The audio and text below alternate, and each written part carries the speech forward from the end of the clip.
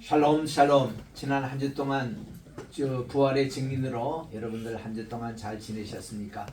오늘은 우리 부활절 둘째 주일을 하나님께 드리겠습니다. 다 일어나셔서 찬송 159장 하나님께 영광 돌립니다.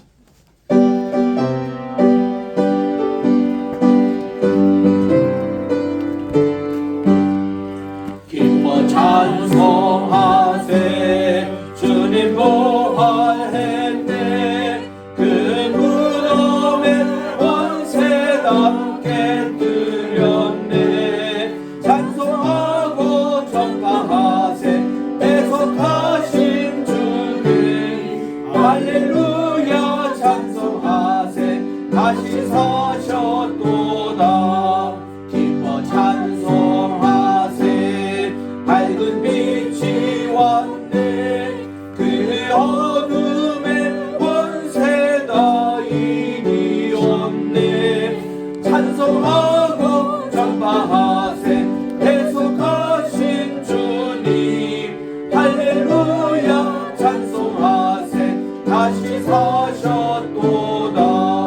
기뻐 찬송하세 주님 의를 흘려 그 성량한 값을 다 치르셨네.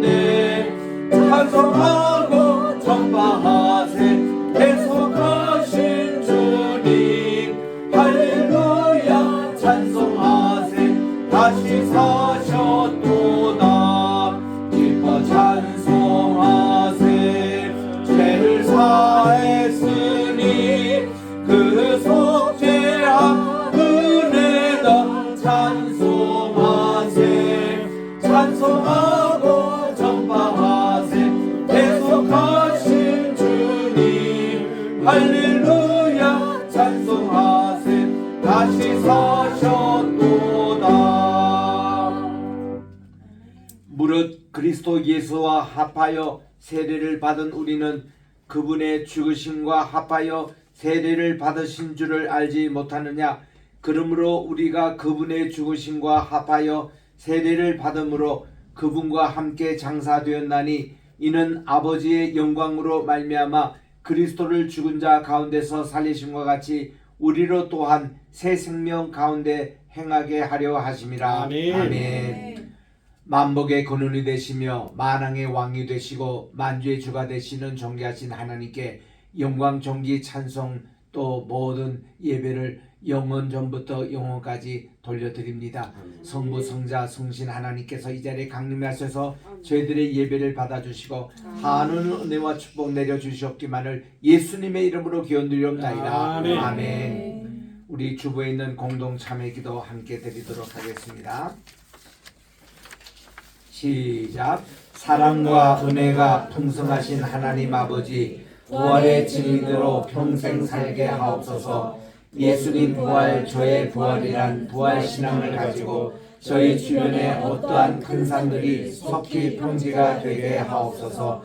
지난 한 주 동안 지은 죄들인 불신, 불만, 탐욕, 교만, 비난, 비평, 불수종, 불평, 무질서, 무자비 등 저희들의 모든 죄와 허물들을 용서해 주소서. 전 세계에 계속적으로 로이예를 세우게 하시며 인천 성경대학이 든든히 세워지게 하소서. 모든 환우들의 건강을 온전히 회복해 하소서. 사랑 많으신 예수님의 이름으로 기도드립니다. 아멘.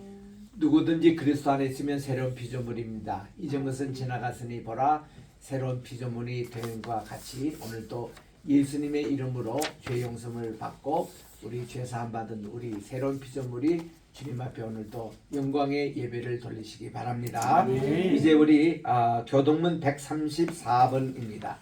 부활주일 두 번째 134번 다 찾으셔서 교독하겠습니다.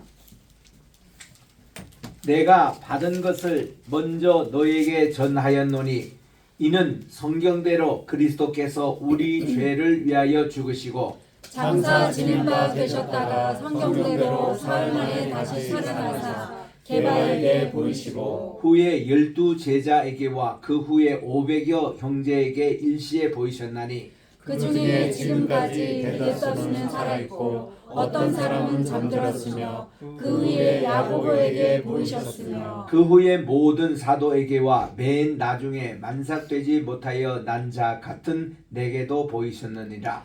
그리스도께서 만일 다시 살아나지 못하셨으면 우리가 전파하는 것도 헛것이요 또 너희 믿음도 헛것이며 만일 그리스도 안에서 우리가 바라는 것이 다만 이 세상의 삶뿐만 아니라 모든 사람 가운데 우리가 더욱 불쌍한 자이리라.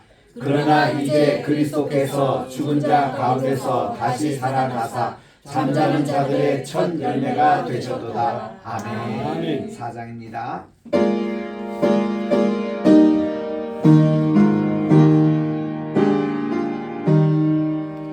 성부 성자와 성신 영원히 영광 받으옵소서. 태초로 지금까지 또 길이 영원 보고 성삼위께 영광. 아멘. 다 착석하시고 신목사님 기도 인도해 주시겠습니다.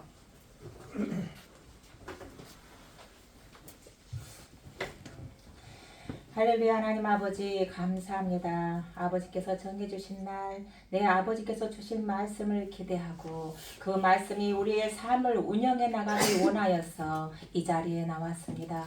우리를 구원의 자녀로 삼아주시고 아버지라가 부르게 하신 그 은혜에 감사한데 우리의 모든 삶 구석구석을 살피시고 내 아버지의 말씀으로 하나님 아버지 우리의 삶이 운영되게 하기 위하여서 또한 이 자리에 말씀을 주실 줄을 믿습니다. 아멘. 말씀을 오직 아멘으로 화답하게 하시고 우리의 뼈와 골수에 속해져서 우리의 삶이 온전히 주 안에서 주님의 자녀답게 주님의 향기를 내며 세상에서는 빛이요 소금이요 주님의 말씀을 삶으로 드러내는 우리가 되게 하여 주시옵소서. 아멘. 오늘도 하나님 아버지 지난 시간을 돌아봅니다. 하나님 아버지 앞에 죄에 있지 아니한 모습을 서보자 늘 하나님 아버지 고심하지만 우리의 판단과 생각을 늘 아버지의 말씀에 비춰보지 못했고 살아갔던 시간들도 있었음을 고백합니다. 주님, 우리 자의적으로 해석했던 것들, 자의적으로 판단했던 것들, 주님께 묻지 않고 행동했던 것들, 주님 정말 죄 가운데 있었던 것들이 있으면 이 시간에 다 생각나게 하시고 주 앞에 내려놓게 하시며 아멘. 다시는 그러한 죄들 가운데 반복하지 아니하도록 우리를 강건하게 세워 주시옵소서. 아멘. 어찌 우리 능력으로 내 아버지의 말씀을 실천할 수 있겠습니까?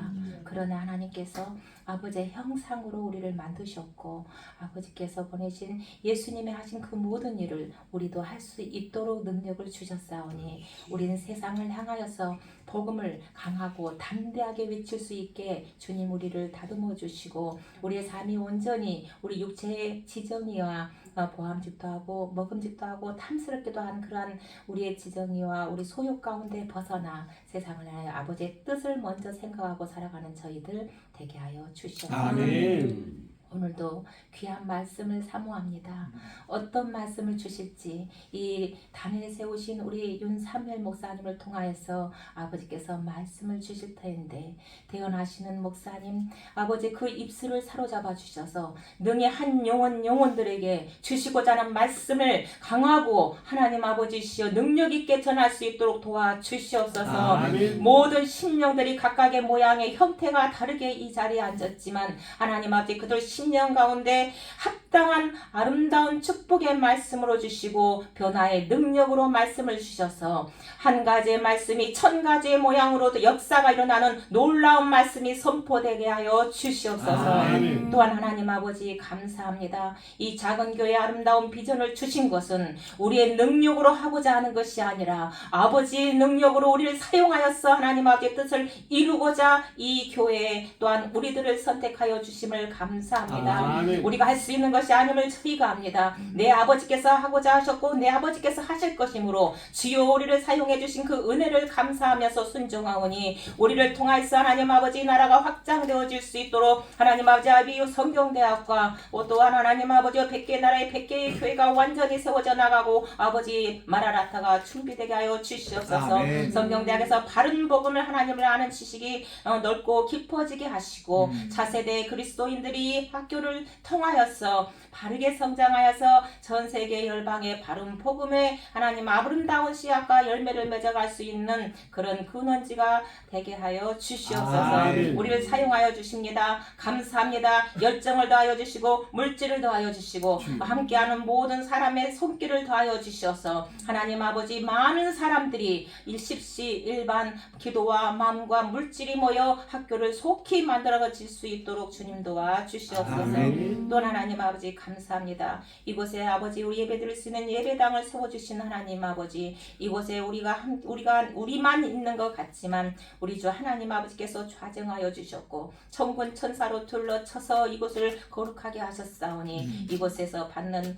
예배, 드리는 예배, 누리는 축복 모두 아버지 영광 안에 우리가 함께 할 수 있도록 주님 도와 주시옵소서. 아멘. 여러 가지 모양으로 헌신하는 헌신자들이 있습니다. 특별히 반주하는 자매님, 그의 앞길에 주님께서 이미 작정하신 아름답고 놀라운 길이 있지만 늘 아버지와 동행하는 기쁨과 감사 속에 날마다 성장하고 날마다 형통하며 날마다 영광 올려드리는 아름다운 삶이 될 수 있도록 일생을 붙잡아 주시고 아멘. 대학의 학업의 모든 과정마다 마땅히 있어야 될 것과 배워야 될 것과 넘어가야 될 것들을 승리하면서 걸어갈 수 있도록 주님 도와주시옵소서. 아멘. 이 교회 젊은 사역자들이 있습니다. 주님께서 그들의 아버지 앞길을 붙들어 세워주시고 이 교회에서 훈련받게 하시며 또한 아름다운 것들을 계획하셨사오니 충성되인의 하나님 아버지 앞에서 훈련받도록 하여 주시고 아멘. 아버지 우리 연한이 이 땅에서 얼마까지 살지는 모르지만 마지막 순간까지 내 하나님 아버지께서 사용하시는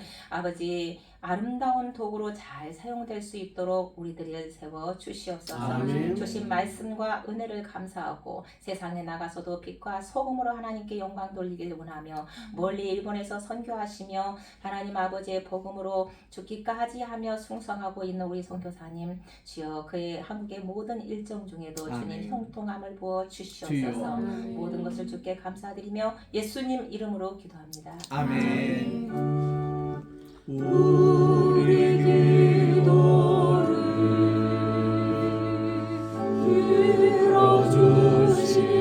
들어주시고 주님의 평화를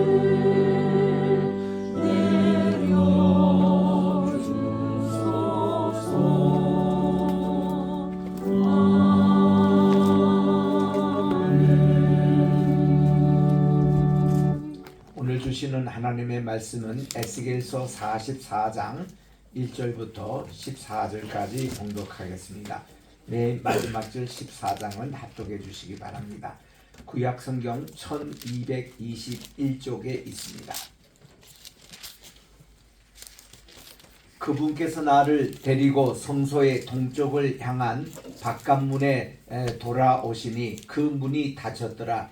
여호와께서 내게 이르시되 이 문은 닫고 다시 열지 못하리니 아무도 그리로 들어오지 못할 것은 이스라엘 하나님 나 여호와가 그리로 들어왔음이라.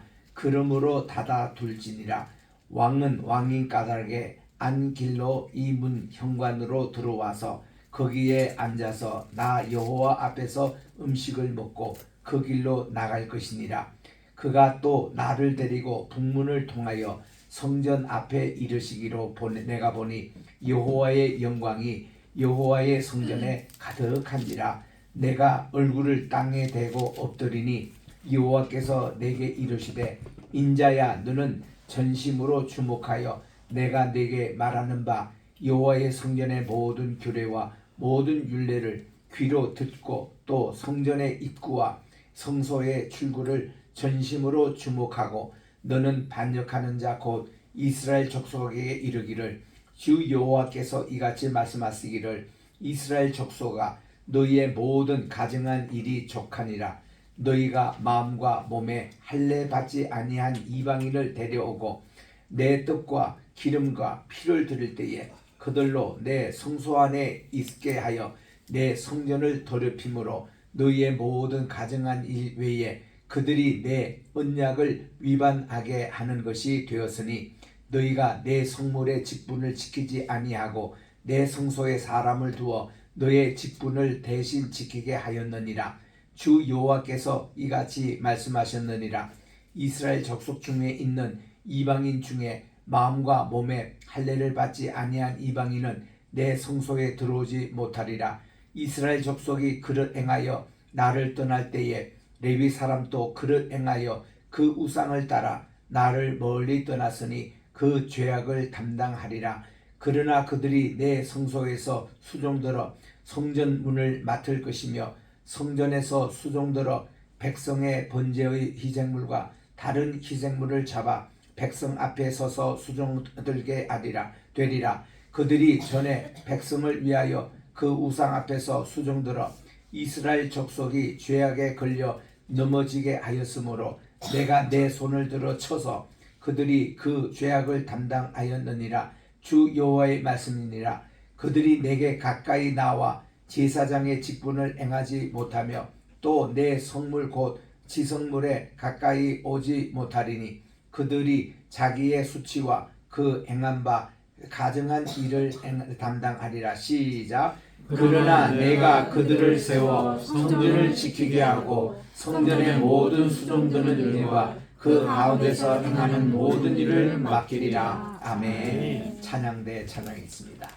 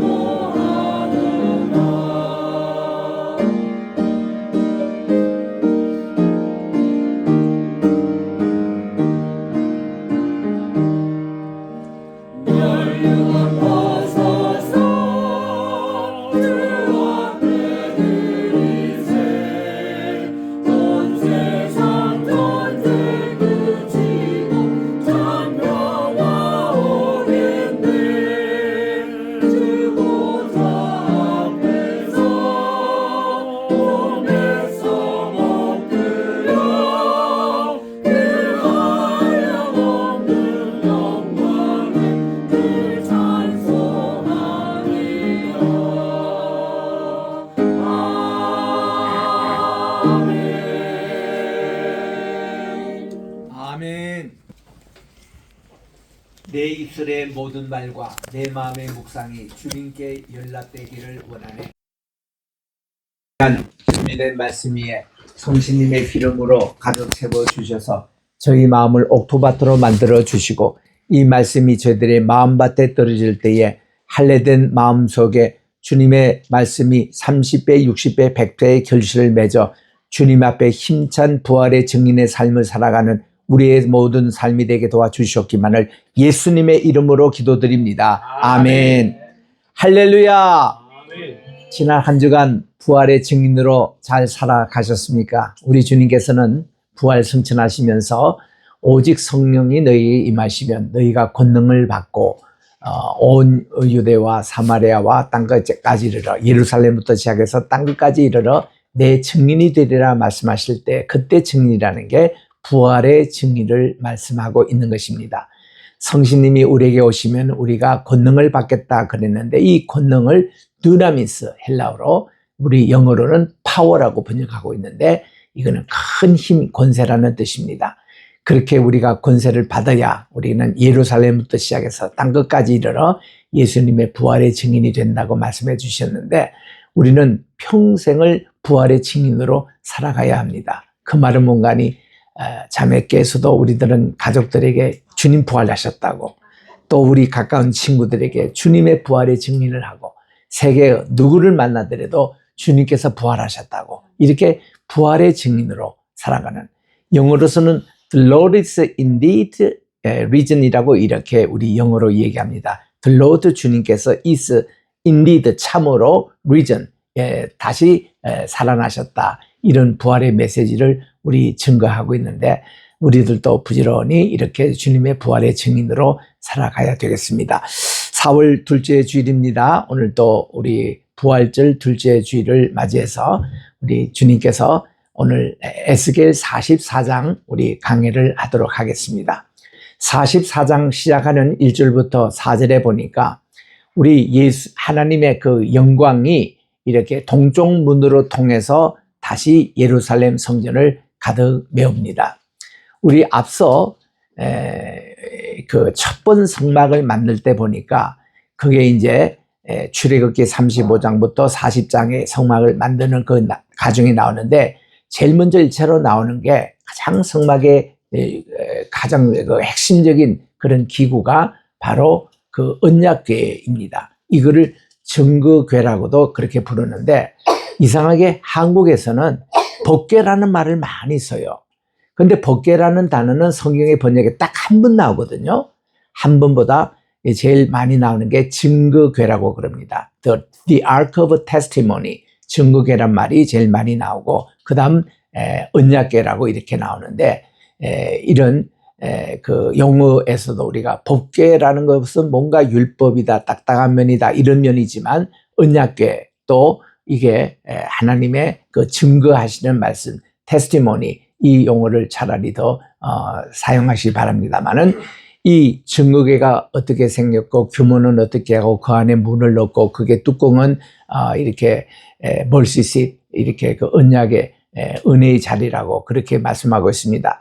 우리 히브리서 4장 16절에 보니까 예수님은 우리와 같은 똑같은 성전이시지만은 우리와 인성의 면에서 여러 가지 죄성도 있고 뭐 여러 가지 많이 있지만은 죄는 없다라고 이렇게 나와요. 그러니까 우리 인간과 같은 뭐 배도 고프시고 피곤하시고 주무시기고 하시고 쉬시기도 하고 그거는 똑같은데 죄는 없다. 그러면서 우리가 주님의 은혜의 보좌 앞에 담대히 나갈지니라 때 은혜의 보좌가 나옵니다. 그 은혜의 보좌가 바로 이 증거의 뚜껑 이것을 얘기하는 겁니다. 여기가 우리의 죄를 속하여 주신다는 대제사장이 1년에 한 번씩 이게 들어가서 피를 7번 뿌려요.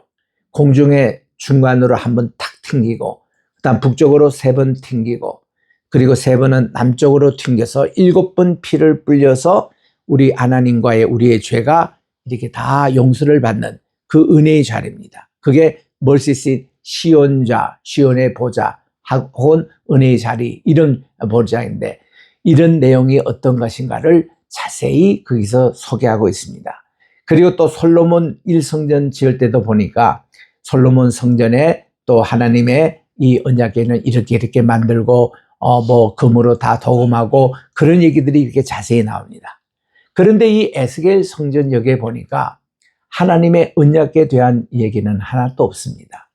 이 말은 지성소 안에는 예전처럼 하나님의 언약궤가 있고 그 안에 만나의 항아리가 있고 아론의 쌍난 지팡이가 있고 또 모세가 받았던 돌비 이렇게 있다라는 이런 내용들 이런 내용이 거기는 언약궤 자체가 없기 때문에 없습니다. 뭘로 있느냐? 하나님의 영광만이 가득 채워 있는 거예요. 하나님의 쉐키나가 동쪽 문으로 들어와서 가득 채워 있기 때문에 이렇습니다. 그리고 또한 이 성소에도 보면은 세 가지 있잖아요. 떡상이 있고 향단이 있고 촛대가 있어야 되는 여기인데 향단은 언급하고 있습니다. 떡상도 간단히 그냥 언급하는 척 하지만 별로 그런 실체는 이렇게 보이지가 않습니다.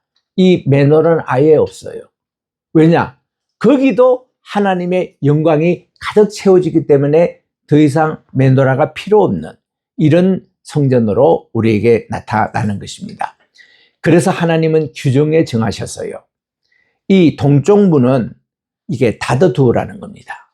왜냐하면 하나님의 영광이 들어오신 곳이기 때문에 메시아가 다시 들어올 때에 이 문으로 통해서 들어올 것이니 그때까지 이 문을 닫아두어라. 이렇게 말씀을 1절에서 3절에 하십니다. 그리고 4절에 하나님의 영광으로 성소와 또 지성소를 가득 하나님이 채워주시겠다. 이렇게 말씀을 하고 계시는 겁니다. 우리 이스라엘 가보시면은 예루살렘에 거기는 이 사방 1km 정방향의 도시입니다. 그래서 이 한 바퀴 뺑 돌면은 4km예요. 그게 십리 아닙니까? 우리 십리길 걷는 거 그렇게 어렵지는 않아요. 우리 이게 센트럴파크 이게 쭉 돌면은 이게 쭉 한 바퀴 돌면 2.7km 정도 나오는데 그럴만 하거든요. 그런데 예루살렘의 그 4km라는 이것을 한 바퀴 돌면 엄청 힘들어요. 운동도 많죠. 그리고 또 덥기도 하죠. 물도 필요합니다. 그래서 이게 또 지형이 복잡하기도 하고. 그래서 이 4km 둘레 돈다는 게 쉬운 그런 것은 아닙니다. 그런데 여기에 각 방향마다 2개의 문이 있습니다. 동쪽에 2개의 문, 북쪽에 2개의 문, 서쪽에 2개의 문, 남쪽에 2개의 문이 있어요. 지금 가보면은 남쪽에 있는 2개의 문이 본래 있었는데 1개 문만 오픈돼 가지고 그 문을 들어가면 바로 통곡의 벽이 나오는 그런 곳입니다. 그리고 동쪽에는 지금 또 황금문, 지금 하나님 말씀대로 이거는 문이 닫혀 있어요. 이 황문 바로 건너편에 있는 곳에 겟세마네 교회가 세워져 있습니다. 1924년도에 유엔에 그러니까 이 기독교 유엔이라고 할 수 있죠. 16개 나라의 크리스찬들이 헌금을 해가지고 겟세마네 교회를 세웠는데 1924년도 세워진 겁니다. 그때에 이 16개 나라가 공동해서 세워졌던 이 교회당이 지금은 그 성프란시스 교단의 그 캐토릭 그 성당으로 이렇게 관리를 하고 있는데 그 옆이 이제 겟세마네 동산으로 있었던 곳이죠. 그래서 이렇게 황금문이 앞에 지금 또 닫혀 있습니다. 그러나 그 동쪽에 조금 북쪽으로 가면은 거기에 양의 문 혹은 사자의 문 혹은 스데반의 문이라는 것이 지금 오픈되어 있습니다. 그게 이제 왜 스데반 문이냐 하면은 그 앞에서 스데반이 순교를 당했거든요. 이렇게 돌을 맞고 그가 순교를 당했던 곳으로 그 바로 앞이 스데반 기념교회가 있습니다. 그리고 이 동쪽 문이 있어요. 거기는 열려 있습니다. 그래서 우리가 비아 돌로로사, 우리 예수님이 십자가를 지고 가신 그 길을 걸어가기 위해서는 이 동문을 통해서 들어가면은 바로 나오는 게 연못이 나와요. 이 연못이 베데스다 목가입니다. 여기서 주님이 38년 된 병자를 고치신 곳이죠. 그 목가에 바로 거기에 또 기념성당이 있는데 거기가 안나 기념성당이라 그럽니다. 안나는 누구죠? 바로 예수님의 모친 마리아의 어머니 이름이 안나입니다. 그 안나에는 2딸이 있었으니 이게 마리아와 또 엘리사벳, 세례 요한의 어머니 되는 엘리사벳이 이제 있었던 바로 이 기념성당이 있는데 얼마나 에코가 좋은지 이게 음치도 가서 찬양을 부르면 얼마나 찬양 소리가 아름답게 들린지 몰라요. 그러면 그거를 지나자마자 예수님이 마지막 최후의 심판을 받아친 빌라도 법정이 나와요. 근데 그 안에는 지금 못 들어갑니다. 왜냐? 그거 팔레스타인 아이들의 그 학교입니다. 학교이기 때문에 그 안에는 지금 못 들어가지만은 거기가 1스테이션이고 그 다음 그 건너편에 예수님이 이제 면류관을 받으시고 십자가를 지신 2스테이션이 나옵니다. 그래서 거기서 우리 기념 예배를 드리고 그리고 이제 십자가를 메고 계속 이제 진행할 때 3스테이션에 가면은 예수님이 첫 번째로 넘어지신 곳 그렇게 나옵니다. 4번째 스테이션에 가서 예수님이 한 여인을 만나시는데 이 여인이 12해 동안 혈류병으로 앓았던 여인입니다. 이 여인이 예수님의 십자가 지는 선상에 너무나도 우리 주님이 많은 피를, 이게 가시면류관을 서시는 얼마나 피가 낭자하게 흐르겠습니까? 그 자기 손수건으로 이렇게 줬는데 그 손수건으로 예수님이 닦으셨는데 그게 캐토릭 주장에 의하면은 거기서 그때 임이 박혀가지고 이게 지금도 엑스레이나 CT 촬영을 해보면은 예수님의 얼굴 형체가 나온다는 거예요. 그 수건을 베로니카 수건이라 그래요. 베로니카 이 혈류병에서 나왔던 이분이 예수님에게 정령했던 그 얼굴이 이제 찍혀 나온 이제 그 수건입니다. 그래서 거기서 이제 그리고 다섯 번째는 우리 주님이 구레네 시몬을 만나신 거죠. 우리 주님이 두 번째 넘어지실 때 너무 힘드시니까 이게 로마 군명이 그 성지순례 하러 왔던 구레네 시몬을 예수님 대신에 십자가를 지게 하셔서 그렇게 해서 쭉 10스테이션까지 올라가는데 14스테이션입니다. 근데 10스테이션 거기가 예수님의 십자가 미친 이제 장소인데 그까지 올라가는데 이 주님은 세 번이나 이렇게 넘어지셨죠. 그래서 이런 것을 비아 돌로로사 이 글이라고 그러는데 그거 가려면 이 동문 그 양의 문 혹은 사제의 문이라고 하는 스테반의 문을 들어가야 되고 그리고 북쪽에 가면 지금 또 다메섹 문이 있어요. 그 다메섹 문을 통해서 예수님이 그 부활하신 정원 묻은 교회 가려면은 그 다메섹 문을 통해서 한 160m 북쪽으로 가면은 정원 무덤이 나옵니다. 거기에 나오고 옛날에는 거기 북쪽에 또 요빠 문이 있었어요. 요빠로 향한 문이라고 해서 그렇게 나왔는데 그 문은 그렇게 많이 활용하지 않습니다. 그 서쪽에는 이제 또 가보면은 그게 시온 문이라고 제일 유명한 문이 있죠. 그 시온 문, 거기서 이제 들어오면은 마가의 다락방 기념교회가 있고 또 다윗의 기념묘가 있고 이게 다 시온 문에 있는 그런 곳입니다. 그리고 이제 그 밑에 조금만 가면은 다윗성이 있었던 그 형체가 이렇게 나와요. 그 다윗성이 쭉 내려와서 어디 실로암 목까지 내려왔는데 이게 굉장히 가파른 언덕으로 되어 있습니다. 그래서 다윗 왕궁에서 내다보면 다 많이 보이는데 그 다문제에서 이게 왕궁을 보면 이게 제일 높은 그 빌딩이어서 옥상에 뭐가 있는지 잘 모릅니다. 그러니 이제 곳이 이제 다윗성이 쫙 이렇게 늘어져 있는 이게 이제 예루살렘 형태인데 각 방향마다 두 개씩 문이 있는 가운데 하나가 황금문인데 이거를 주님이 닫아주라는 거예요. 하나님의 영광이 들어온 장소이기 때문에 이것을 닫아주어라. 1절 2절 제가 읽습니다. 그가 나를 데리고 성소의 동쪽을 향한 바깥문에 돌아오시니 그 문이 닫혔더라. 여호와께서 내게 이르시되 이 문은 닫고 다시 열지 못할지니 아무도 그리로 들어오지 못할 것은 이스라엘 하나님 나 여호와가 그리로 들어왔습니다. 그러므로 닫아둘지니라 했습니다. 왕은 왕인 까닭에 왕도 이 동문으로 못 와요. 안길로 이 문 현관까지는 들어와가지고 거기서 앉아서 이 동문으로는 통하지 못하고 이게 안길인 문 현관으로 들어와서 거기 앉아서 나 여호와 앞에서 음식을 먹고 그 길로 나갈 것이지 황금문은 이게 사용하지 못하도록 되어 있습니다. 그래서 이제 그분이 또 나를 데리고 북문을 통해서 이제 성전 앞에 이릅니다. 이 북문이 오늘날 다메섹 문입니다.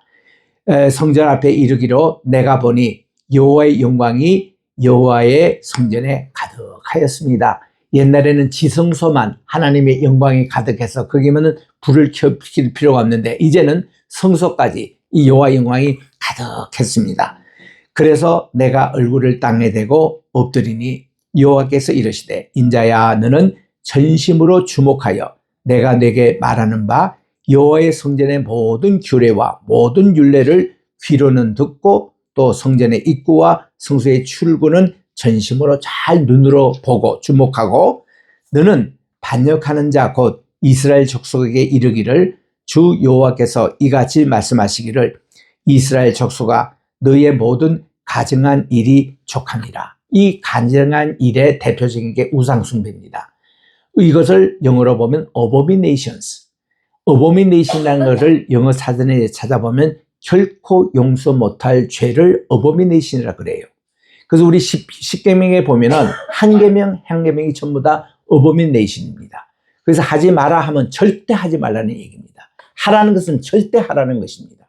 이거 하지 않으면은 하나님의 영광을 우리가 누리지 못하는 그걸로 그렇게 나온 것을 다 어보미네이션이라 그래요. 절대 금지하는 거. 그 중에 가장 대표적인 게 우상숭배입니다. 나 외에 다른 신을 인정하지 않는다는 거예요.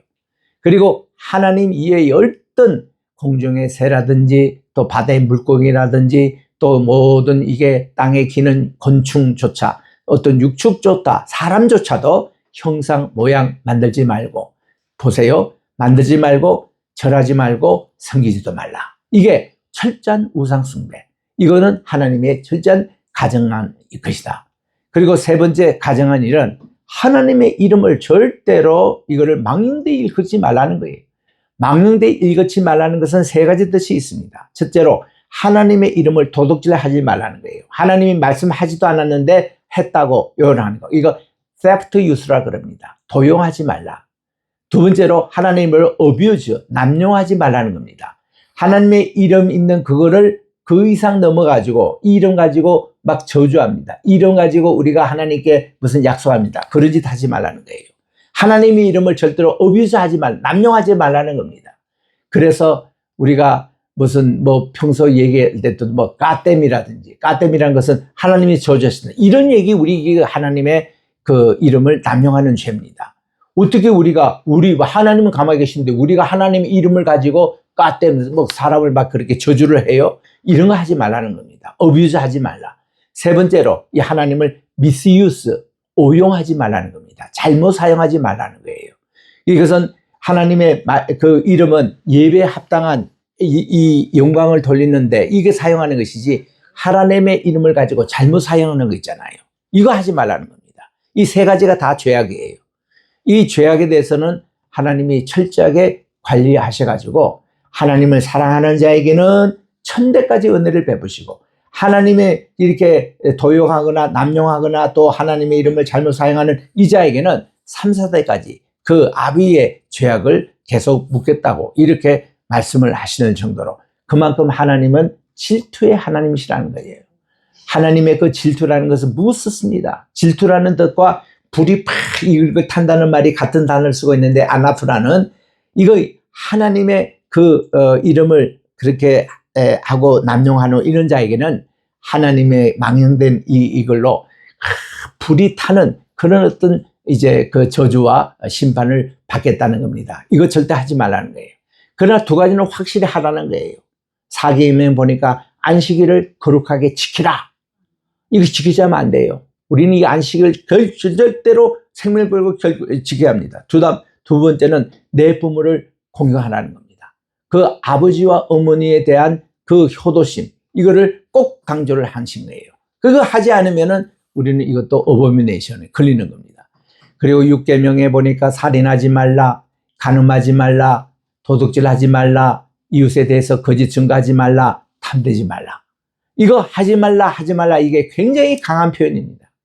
그래서 영어로 보니까 thou shalt not 이거는 절도로 해서는 안 되는 그런 죄악을 얘기하거든요.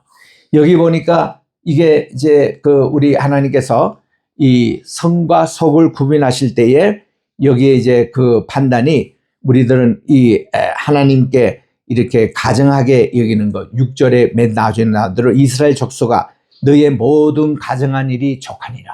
지금까지 하나님이 하지 말라는 거 하고 또 하라는 거 하지 않는 거 이거 다 가정일에 속하는데 그것만 해도 족하는데 너희들이 이거 7절 이것까지도 범했다는 겁니다. 뭔가 하면 너희가 마음과 몸에 할례를 받지 않은 이방인을 데리고 하나님의 성소에 막 데리고 들어오는 거예요.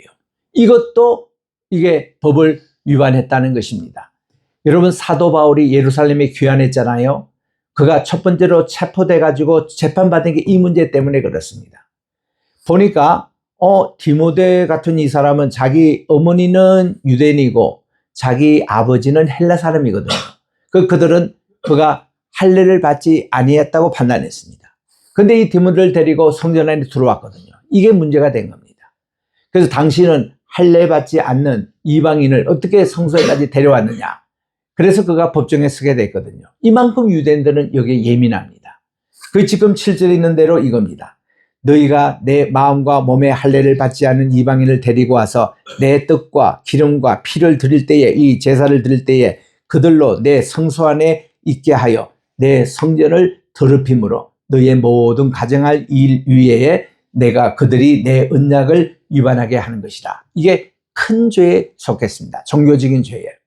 이 일을 했던 사람이 누군가니 일반 레위인 출신으로 대제사장, 사독계 제사장이 아닌 일반 제사장, 그 그룹에 속한 사람들이 이것을 했다고 지금부터 이제 8절, 9절, 10절에서 14절까지 그것을 쭉 나열하는 때에 이 항목이 들어갑니다.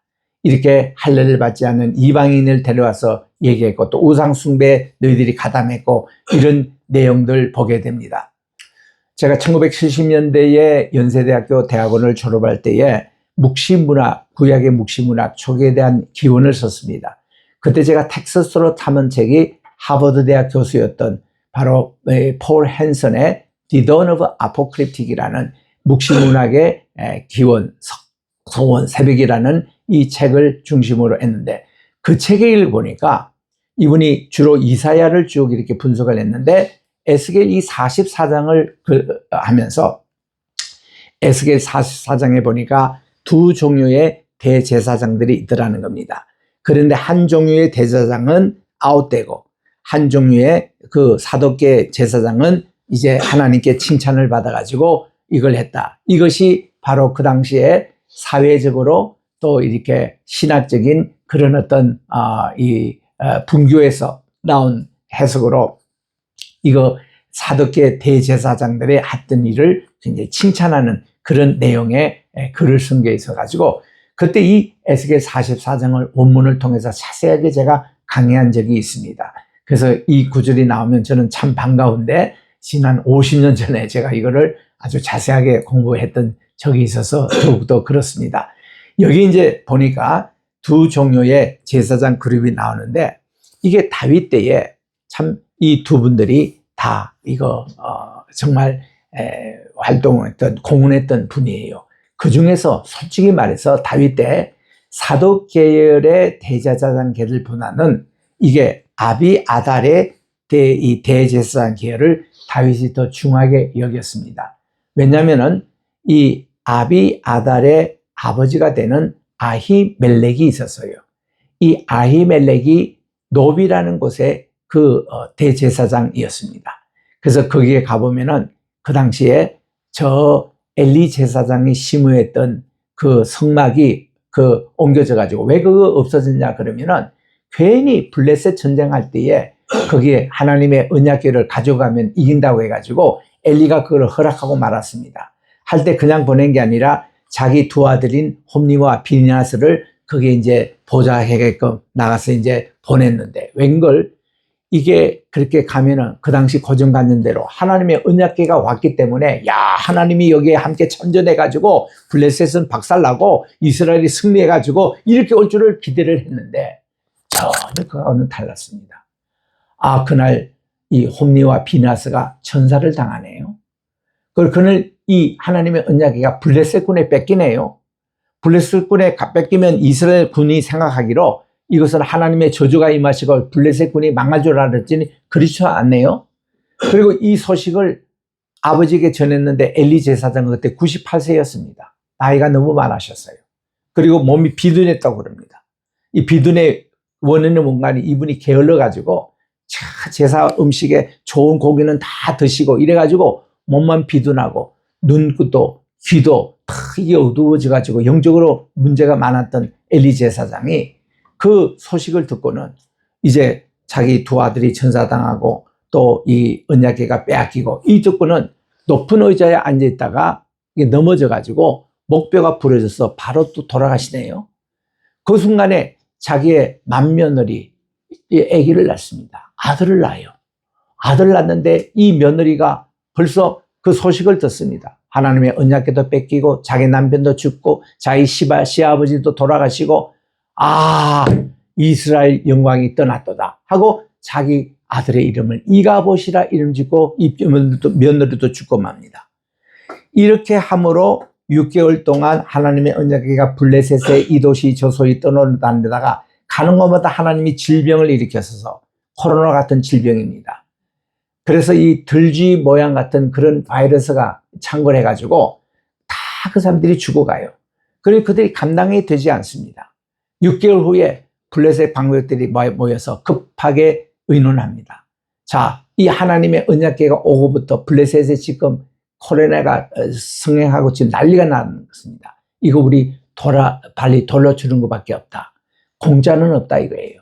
그래서 우리를 이렇게 물었던 이 들쥐 모양에 대한 것을 다 금으로 만들어가지고 선물로 넣어가지고 그것도 5 성읍에 있으니까 5개 그걸로 넣으면서 하나님의 이 언약궤를 돌려주는데 자기들이 다곤신을 옮길 때 했던 방법 이제 송아지를 앞에 내세우고 수레를 넣어가지고 요거를 실게 이렇게 했습니다.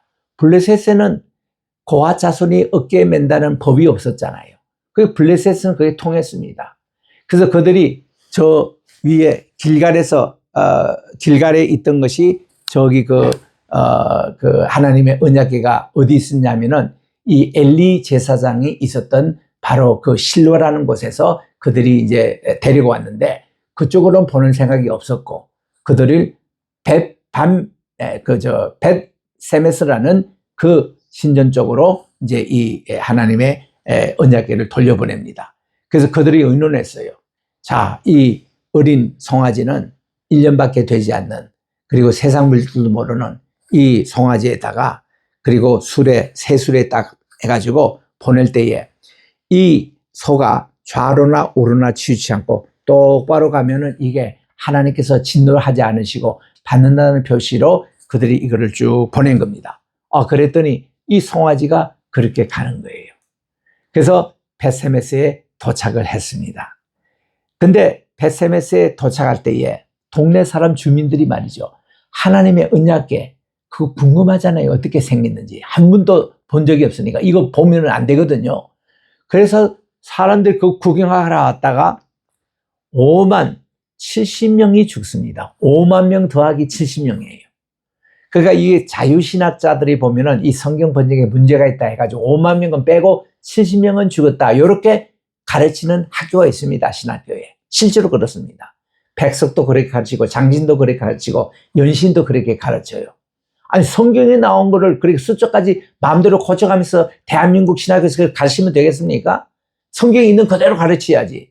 5만 명 더하기 70명이에요. 그런 사람들이 벳세메스 사람이 죽었습니다. 그렇게 또 얘기하는 또 하나의 근거가 그 당시 벳세메스에 5만 명 인구가 살지를 않았다는 거예요. 그런데 충분히 거기 가능한 것이 뭐 그 동네 사람만 구경했겠습니까? 거기에 왔던 어중이 쪼중이 사람들 나그네까지도 막 와가지고 구경하다가 다 그냥 죽고 말았죠. 이래 하나님의 진노가 계속된 겁니다. 그래서는 이 하나님의 언약궤를 벳세메스 사람들이 유지를 못해가지고 예루살렘 가는 쪽에 기랏 여아림이라는 동네가 있습니다. 기랏 여아림이 엠마오 마을과 그렇게 멀지 않은 곳이 있어요. 거기다가 이거를 거기에 보관하기 시작했습니다. 얼마나? 한 70년간을 거기에 보관을 합니다.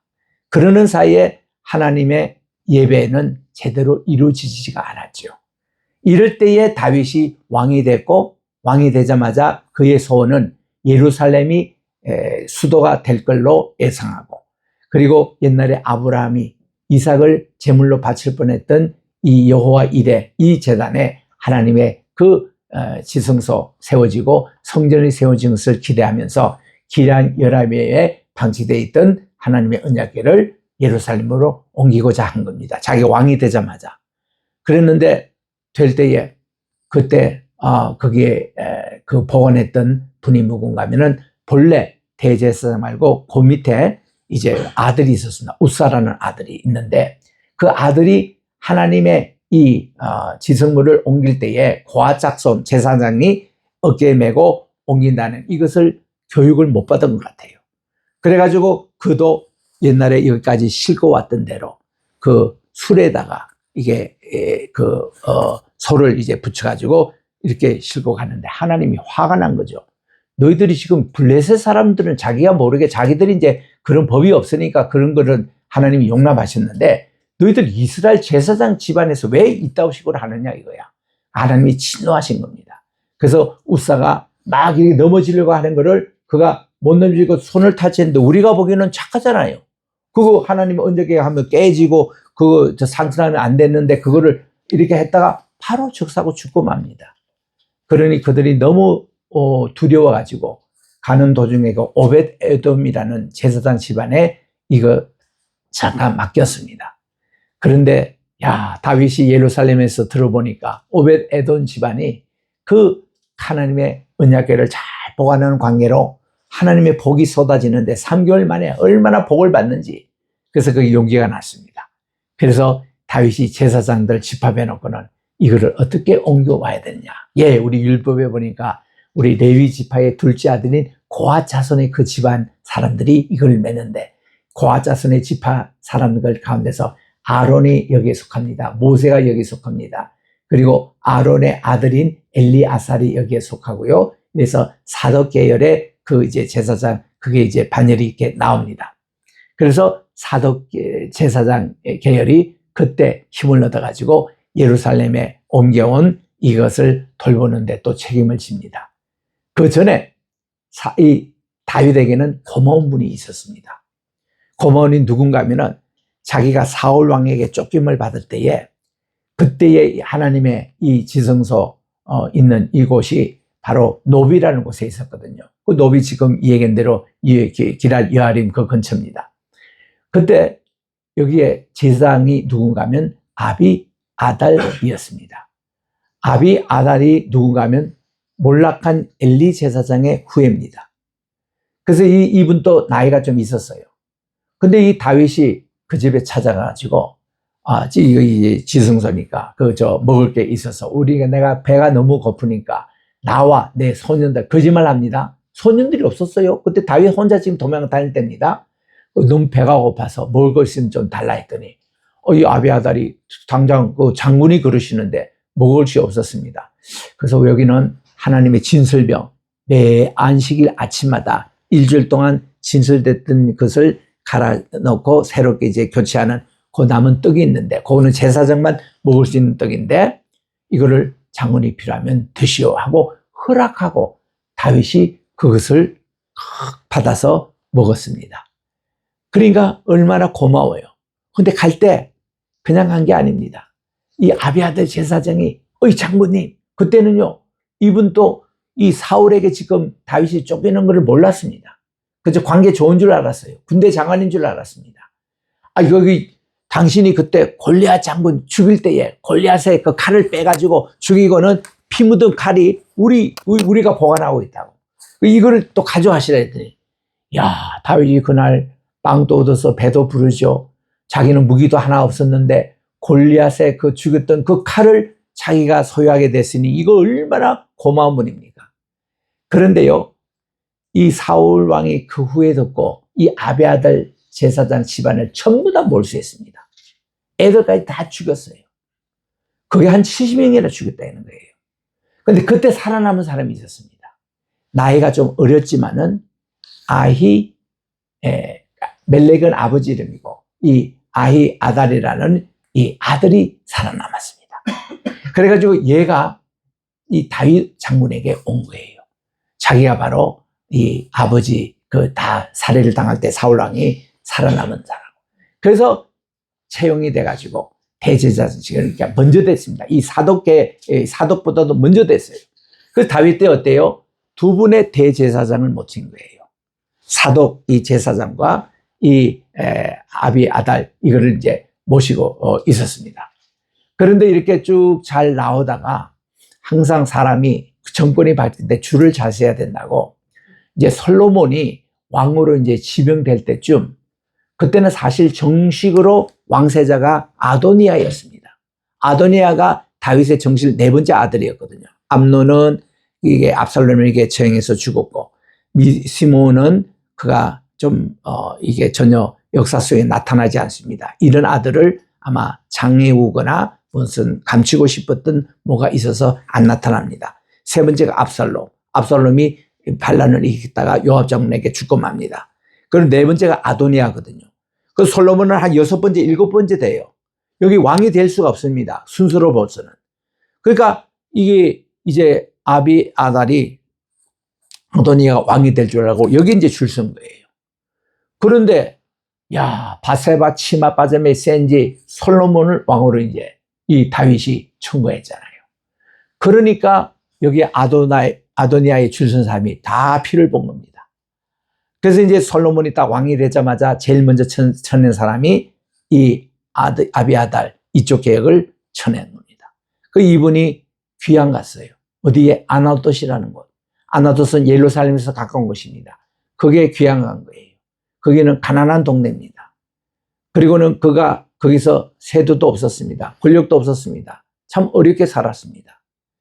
거기에 후손으로 태어난 사람이 누군가 하면 예레미야였어요. 그 예레미야는 출신이 에스겔은 정통 사독 계열의 거기서 난 그 제사장이고, 여기 예레미야는 여기서는 아주 웃기게 보는 귀양간, 또 권력 세력도 줄 잘못 써가지고 그렇게 완전히 실패했던 그런 쪽이었습니다. 그래서 그런지 우리 예레미야서하고 에스겔서를 비교해 보면은 에스겔서, 지금 우리가 읽고 있는 게 에스겔 아닙니까? 그래서 자기 집안의 얘기니까 오늘 자세하게 15절부터 자세히 쓰고 있습니다. 왜 자기 집안이 이렇게 축복을 받았는지 거기에 쓰고 있지만, 예레미야는 보면 맨날 눈물의 선지자, 그분은 맨날 배도 고프고 맨날 금식하고 맨날 얻어 터지고 이런 불운한 그 책도 그렇습니다. 책도 보면은 히브리어도 이렇게 쓴 거 보면 좀 조잡하고 문법적으로 맞지도 않고 그런 글들이 많아요. 예레미야서는. 그에 비해서 이 에스겔서는 칼같이 아주 명쾌합니다. 고급 히브리어 언어를 사용합니다. 그리고 그분은 대접받으면서까지 예레미야는 맨날 고생하지만 에스겔은요, 툭하면 하나님이 그를 탁 들고는 예루살렘에 옮기시고, 툭하면 또 새 성전에 보여주시고, 아주 이게 격이 틀리는 거예요. 이런 차이를 우리가 보거든요.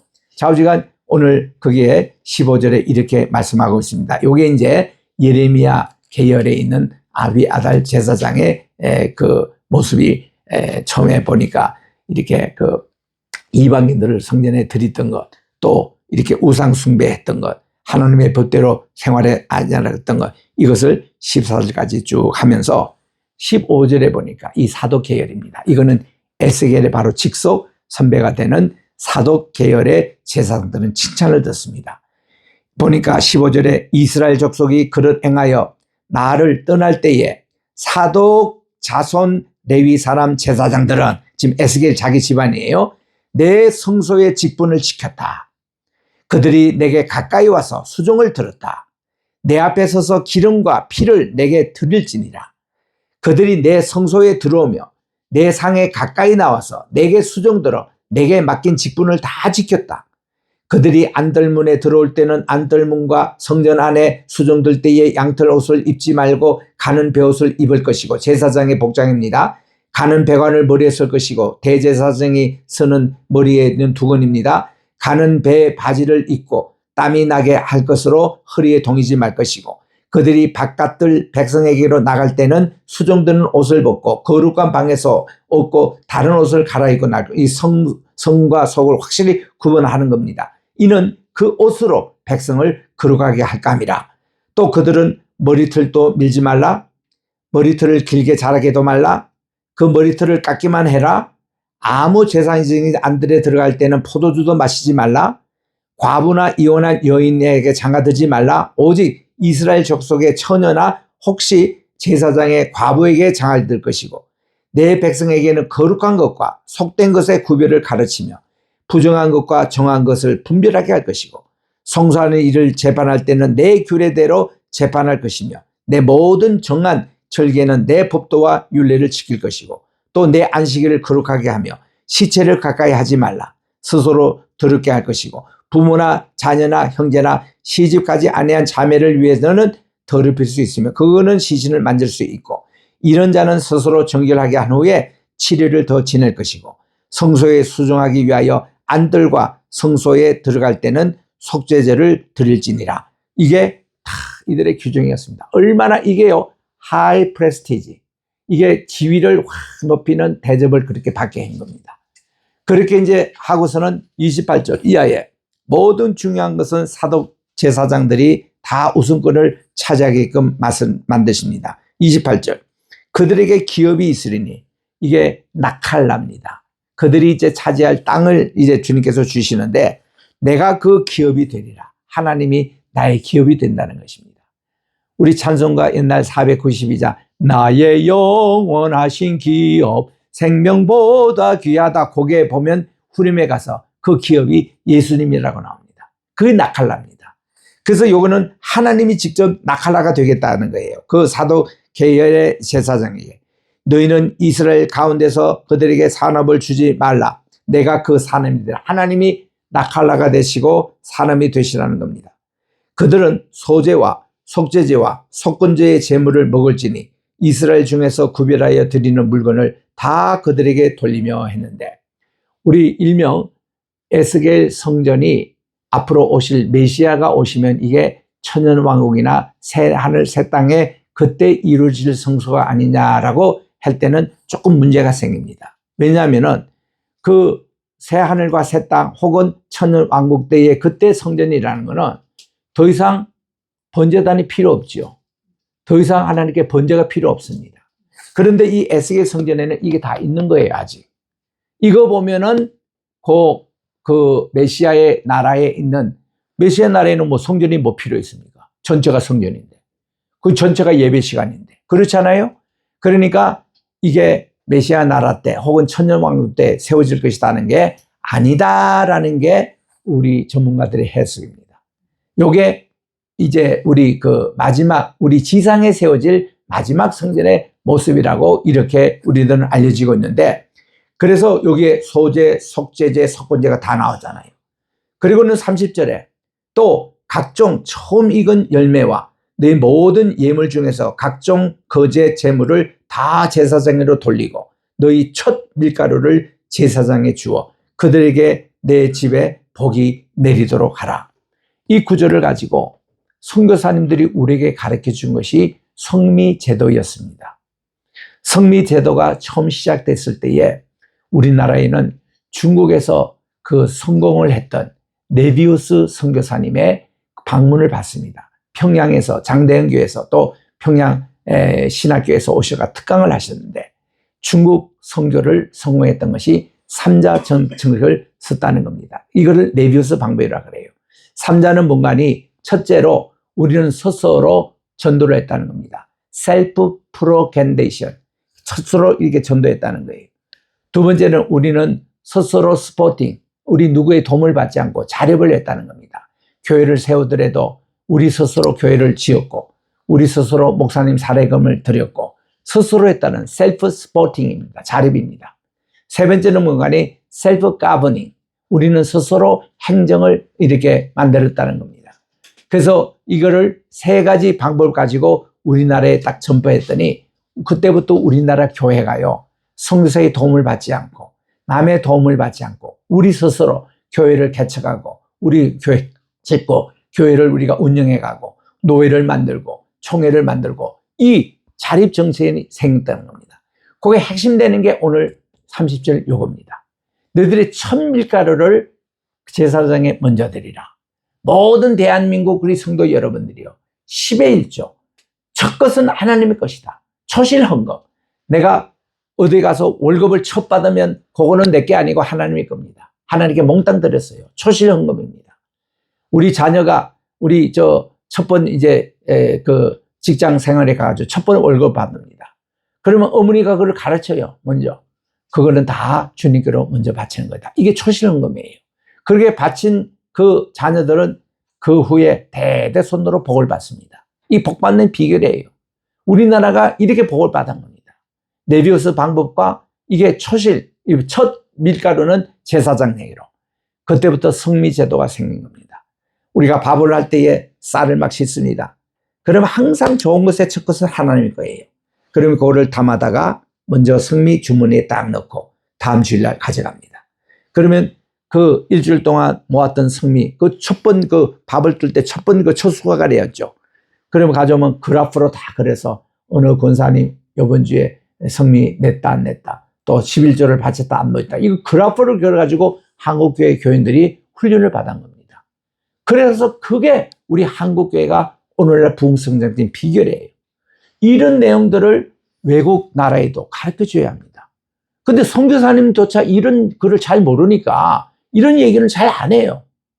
해야 됩니다. 네비우스와 성미제도 때문에. 그래서 우리 한국교회는 11조는 이거는 기본이라고. 다 그렇게 해서 이렇게 바치고 그렇게 했거든요.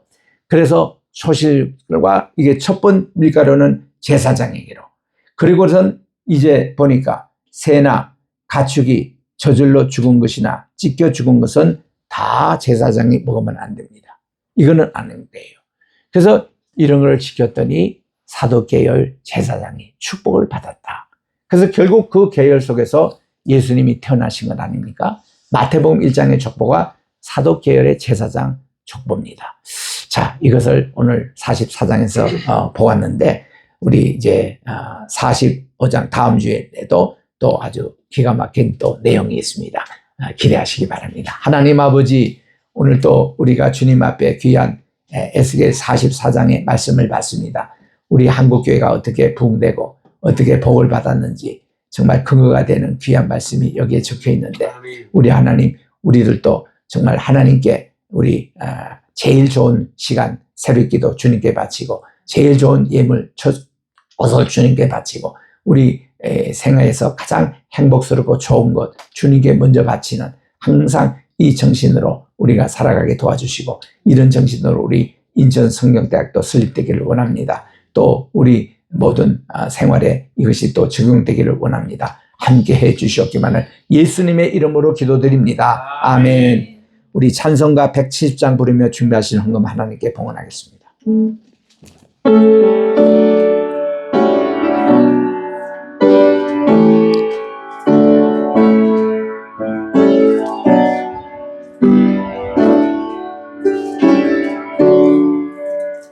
내 전는 살아 계셔서 날 지켜줘 오시니 그 큰 사랑 인하여서 나 자유하던네 나의 구원 되신 주님 내 소망 되신 주 항상 나와 함께 하셔 곧 다시 오시리 나를 거룩하게 하려 주 나를 부르니 주의 은혜 내게 넘쳐 주 뜻을 이해로리 굳센 믿음 나 가지고 주 말씀 따르며 주님 다시 강림할 때 날 영접하시리. 아멘. 하나님 아버지, 오늘 또 귀한 예물을 주님께 바칩니다. 오늘 또 헌금에 대한 귀한 말씀을 받았사오니 우리 하나님 가장 좋은 것, 가장 주님께 기뻐하는 예물은 주님의 것이라는 것을 꼭 기억하고 주님께 바치며 오늘 또 부활에 감사하여 드리는 예물, 또 10의 1조, 또 이렇게 여러 가지 선교 헌금 주께서 받아주시고 연락해 주셔서 하나님 나라에 귀하게 사용해 주시고 주님의 뜻대로 이것을 사용해 주시오며 모든 빈자리를 주님께서 가득 충만하게 메꿔 주시옵기만을 예수님의 이름으로 감사기도 드립니다. 아멘. 다 일어나셔서 찬송가 621장 우리 보겠습니다.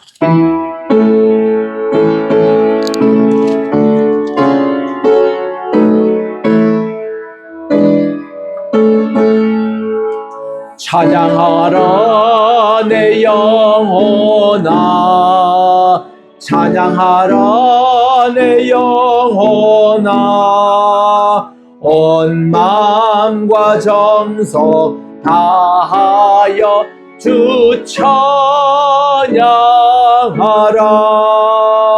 경배하라 내 영혼아, 경배하라 내 영혼아, 온 마음과 정성 다하여 다 경배하.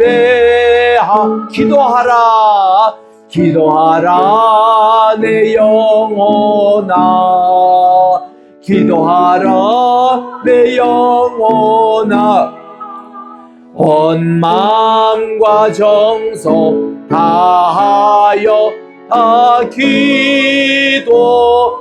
감사하라, 감사하라 내 영혼아, 감사하라 내 영혼아, 온 마음과 정성 다하여 다 감사. 마지막 예배하라, 예배하라 내 영혼아, 예배하라 내 영혼아, 온 마음과 정성 다하여 다 예배하라. 이제는 우리 주 예수 그리스도의 은혜와 하나님 아버지의 무궁하신 사랑하심과 보혜사 성신님의 감화감동 교통 충만하신 역사가 오늘도 주님의 말씀을 받고 사도 계열의 제사장처럼 저희들도 주님께 정결하고 성결하여 하나님 때 연락되는 예배인으로 사용될 것을 믿는 모든 주의 사랑하는 백성들 머리 위에 우리 로이교회, 우리 또 페이스 크리스천 유니버시티 위에 또 앞으로 세워질 또 인천 성경학교와 또한 이제 100개 나라의 100개 우리 로이 교회 위에 이제로부터 영원토록 함께 계실지어다. 아멘. 아멘. 아멘.